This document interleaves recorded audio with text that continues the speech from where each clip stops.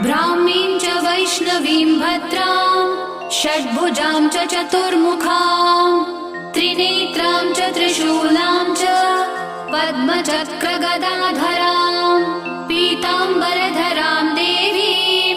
नानालङ्कारभूषितां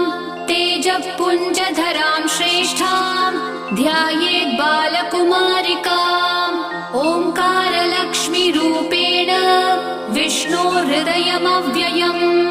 विष्णुमानन्दमध्यस्थम्